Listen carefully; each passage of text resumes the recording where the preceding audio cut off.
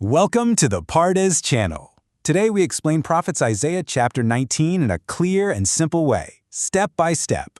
And let me tell you, this chapter, it is a truly fascinating journey.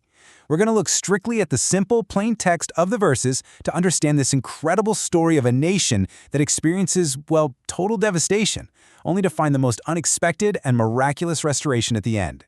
So, we'll be walking through the text at a deliberate pace, unpacking exactly who's involved, what's happening, and ultimately, why it all matters. Okay, let's take a quick look at our roadmap for today. We've got 6 main stops, starting with the context, moving through the social and economic collapse, the failure of leadership, the turning point of fear, and finally, healing and redemption, wrapping up with some practical lessons. Before we even hit verse 1, we really need to understand the context here.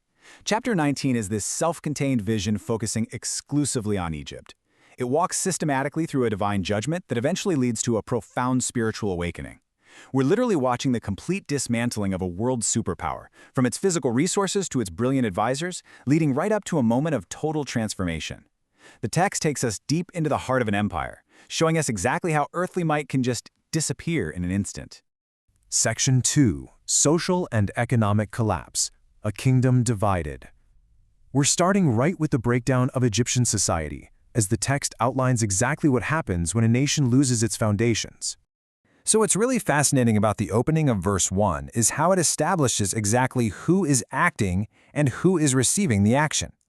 The verse tells us, "The burden of Egypt. Behold, the Lord rideth upon a swift cloud, and cometh unto Egypt. And the idols of Egypt shall be moved at his presence, and the heart of Egypt shall melt within it." Right out of the gate, we see the true God entering the scene, and instantly the false idols of Egypt are shaken. The very courage, literally the heart of the nation, just completely melts away in terror. Just to clarify here, this word burden, which is translated from the Hebrew word masa, means a heavy, difficult prophecy of judgment. Think of it as a massive weight being placed upon the nation. And right here, we see the physical and spiritual heart of Egypt melting under that immense divine pressure. It's definitely not a light or fleeting message. It's a profound, world-altering decree that's going to touch every single corner of their society. The immediate result? A terrifying descent into civil war. God declares in verse 2, "And I will spur Egypt against Egypt, and they shall fight everyone against his brother, and everyone against his neighbor, city against city, and kingdom against kingdom." Society just completely fractures from the inside out. Then, verse 4 gives us the devastating result of all this internal chaos.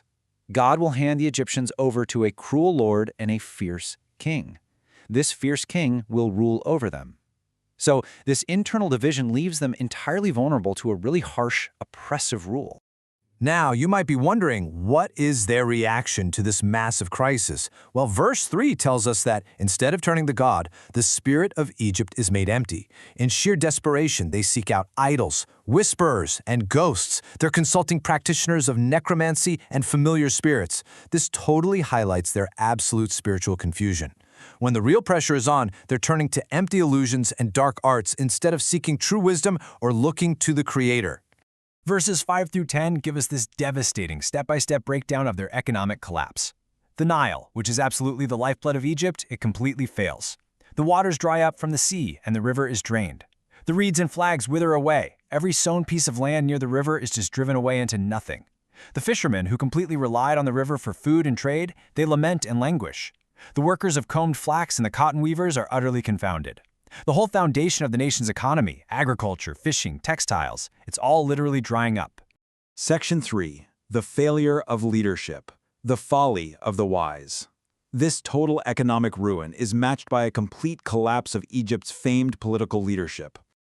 The text actually openly mocks these supposedly brilliant advisors of Pharaoh. It asks where these wise men are now that the Lord of hosts has purposed this judgment. In verse 11, the prophet essentially asks how these counselors can boast to Pharaoh, "I am the son of the wise, the son of ancient kings," when their advice is entirely senseless. Verse 12 challenges them directly. "Where are they, then, thy wise men? And let them tell thee now, and let them know what the Lord of hosts hath purposed concerning Egypt." Their highly educated, human wisdom is completely blind to God's actual plans. It's super important to understand the where here. Zoan and Noph were major ancient Egyptian capital cities. We are talking about the absolute centers of intellectual and political power. Yet, verse 13 says, "The princes of Zoan have become fools, the princes of Noph are deceived." These leaders, who are described as the cornerstone of the tribes, the very foundation holding society together, they've led the entire nation totally astray. Then, the prophet uses this incredibly vivid, really visceral image in verse 14 to show that without divine truth, even the greatest human wisdom becomes pure, staggering confusion. The Lord has mingled within her a spirit of dizziness. They've caused Egypt to stagger in every work, just like a drunken man staggers in his vomit. And verse 15 tells us the final outcome of this leadership vacuum. There will be absolutely no work for Egypt to do, neither for the head or tail, palm branch or rush. No one, from the highest elite to the lowest commoner, has any idea what to do. It's just total paralysis. Section 4, Fear and Turning to God, the turning point. This staggering confusion finally brings us to a major shift, moving from arrogance to a profound posture of awe. Egypt finally recognizes the true source of its shaking.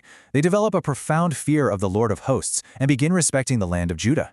Verses 16 and 17 describe how Egypt will tremble because of the shaking of the hand of the Lord of hosts. The land of Judah, the homeland of the prophets and the true God, will become a literal terror unto Egypt. Whenever Judah is mentioned, they're going to be afraid, because they finally realize that the purpose of the Lord of hosts is actively unfolding against them. Section 5, Healing and Redemption. An altar in Egypt. Now we reach the ultimate breakthrough, where the tone completely transforms into a message of unexpected hope and restoration. Okay, look at this incredible reversal. The very land of bondage and false gods is now physically establishing worship of the true God. Verse 19 says, "In that day shall there be an altar to the Lord in the midst of the land of Egypt, and a pillar at the border thereof to the Lord." Think about the sheer magnitude of this.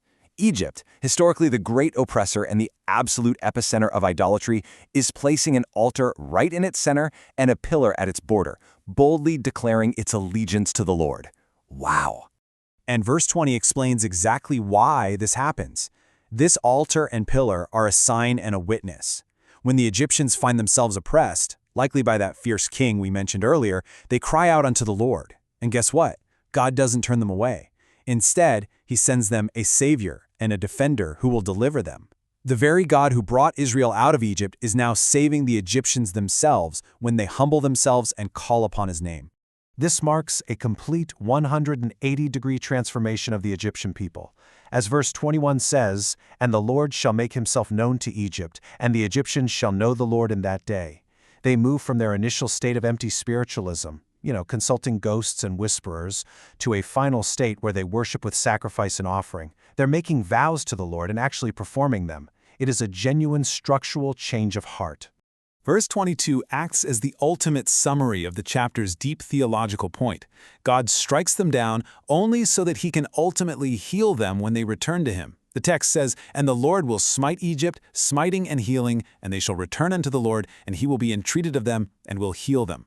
The breakdown was never meant to be the end of the story. The severe economic crash, the social collapse, the failure of their wise men, it was all designed to strip away their pride so they could return, be heard, and experience true healing. Section 6, Lessons and Recap. Practical life lessons. So, let's see how this all builds into practical lessons we can apply to our own lives, based strictly on this simple text. First, we learn not to rely solely on earthly leaders.